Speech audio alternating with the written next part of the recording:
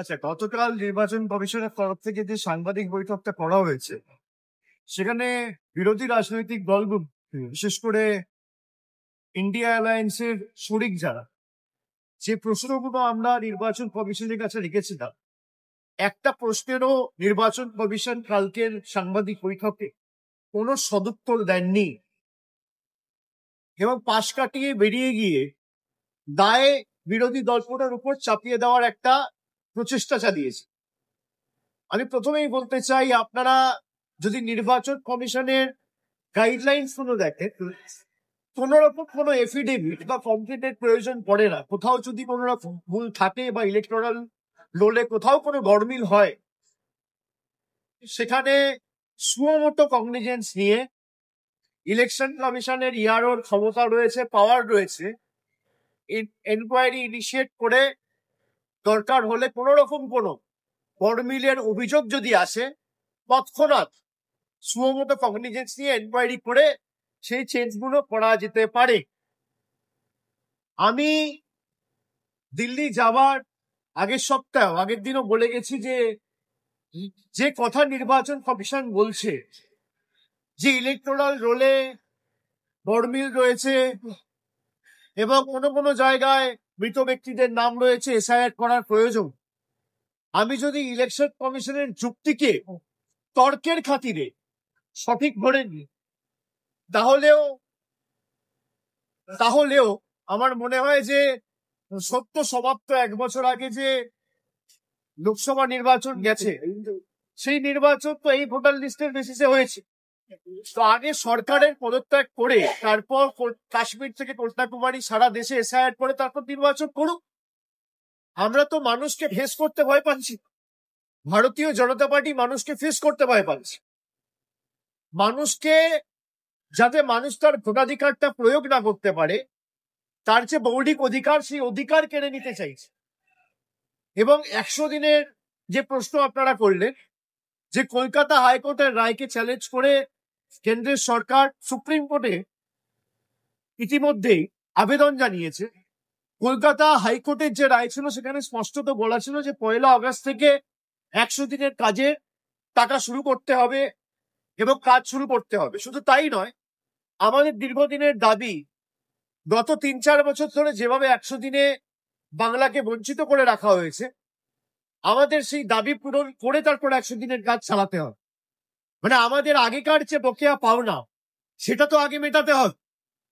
সেটা না মিটিয়ে সরকার 1 তারিখ থেকে কাজ চালু না করে ডাইরেক্ট চলে গেল সুপ্রিম কোর্টে, যাতে বাংলার মানুষকে আরো কিছুদিন 100 দিনের কাজ থেকে বঞ্চিত রাখা যেতে পারে। তাহলে নির্বাচন কমিশন যে দাবি করছে 1 সপ্তাহের মধ্যে আপনাকে এফিডেভিট জমা দিতে হবে, এফিডেভিট দেবে কেন? তাই তো ইলেকশন কমিশন বিহারে যে এসআইআর করছে এবং এই যে 65 লক্ষ লোকের নাম বাদ দেওয়া হয়েছে, ইলেকশন কমিশনের ক্ষমতা আছে যে এফিডেভিট দিয়ে বলবে যে একটা ভুল বা গরমিল যদি আগামী দিন কোথাও থাকে, চিফ ইলেকশন কমিশনার পদত্যাগ করবে। তারা এফিডেভিট দিক, 24 ঘন্টার মধ্যে রাজনৈতিক দলগুলো এফিডেভিট দেবে, তাদের তো এফিডেভিট দেওয়ার ক্ষমতা নেই।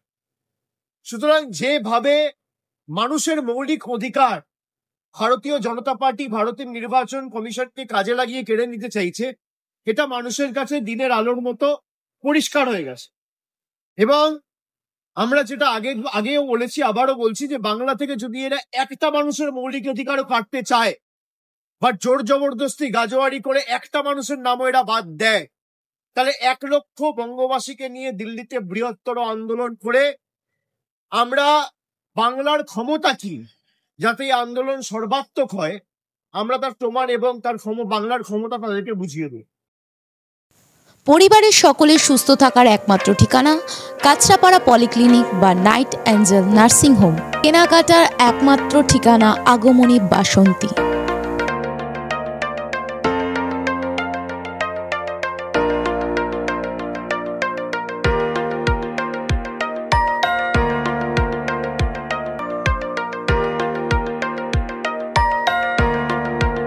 এখানে আমাদের সব থেকে এখানে আশেপাশে দেখছি একটু খাবার একটু অসুবিধা হচ্ছিল, তো আমি দেখলাম কি এখানে একটা ছোট্ট একটা চায়ের দোকান করব। তারপরে চায়ের দোকান থেকে ভাবছি ছোট একটা ধাবা করে দিচ্ছি। ছোট ধাবা থেকে দেখছি এবার একটু সাজিয়ে দিই। এই আস্তে আস্তে করতে করতে এইভাবে হয়ে যাবে আমি নিজেও ভাবতে পারিনি।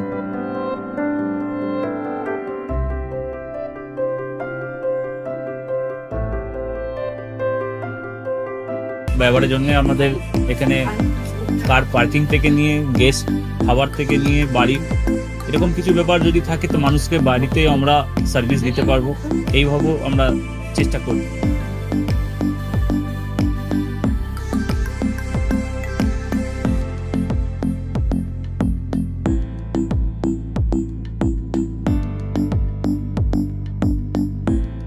একদম সাধারণ, বাইরে থেকে অনেক চিপ বেস্টের মধ্যে খাওয়াটা কোয়ালিটিটা সবসময় পাবেন। একবার আমি মানুষকে একবারই বলবো কি একবার আমাদের কাছে এসে একবার টেস্ট করে যাবেন। দুপুরবেলা থেকে আরম্ভ আমাদের খাওয়া, থালা, বেঙ্গলি থালা, চাইনিজ ফুড সবই আছে, একবার এসে টেস্ট করে যাবেন।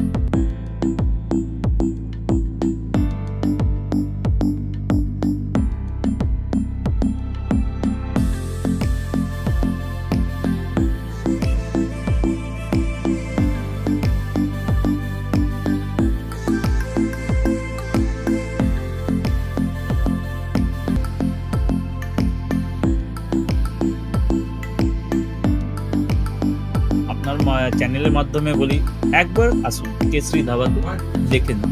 আমার নাম রঞ্জন কেশরী।